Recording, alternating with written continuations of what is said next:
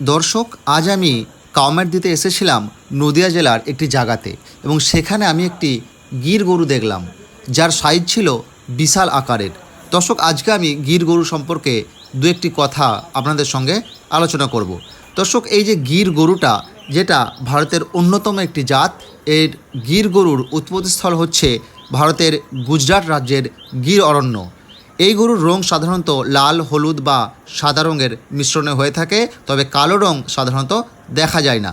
দর্শক, গির গরু মাঝারি থেকে বৃহৎ আকারের হয়ে থাকে এবং এদের কপালে স্ফীত এবং শিং পিছনের দিকে বাঁকানো থাকে। দর্শক, এবার আমি এই গির গরুর দুধ উৎপাদন ক্ষমতা নিয়ে একটু কথা বলবো। দর্শক, এই গির গরু প্রতিদিন প্রায় 5 থেকে 20 লিটার পর্যন্ত দুধ দিতে সক্ষম। তবে কিছু কিছু ক্ষেত্রে দেখা গেছে গির গরু 25 থেকে 30 লিটারও দুধ দিয়ে থাকে। দর্শক, এই গরুর রোগ প্রতিরোধ ক্ষমতা অনেক বেশি, তাই এদের পালন করা খুবই সহজ। দর্শক, গির গরু পালন একটি লাভজনক ব্যবসা হতে পারে, কারণ এদের দুধের গুণমান ভালো এবং চাহিদা বেশি।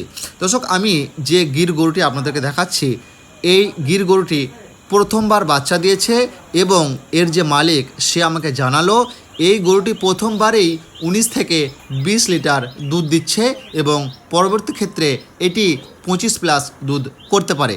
দর্শক, এই গির গরুর দুধের যে গুণগত মান, সেটা হচ্ছে ভারতের মধ্যে বলা যেতে পারে সবথেকে বেস্ট কোয়ালিটি, এবং এটি মহিষের দুধের থেকেও অধিক এর চাহিদা রয়েছে।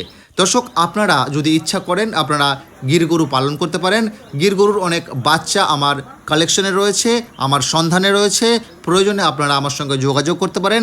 আমি আপনাদেরকে গির গরু পৌঁছে দেওয়ার এবং সঠিক মূল্যে দেবার আমি ব্যবস্থা করব। ধন্যবাদ দর্শক, ভিডিওটি আমি এখানেই শেষ করছি। আগামী দিনে আবার দেখা হবে নতুন একটি ভিডিও নিয়ে। ধন্যবাদ।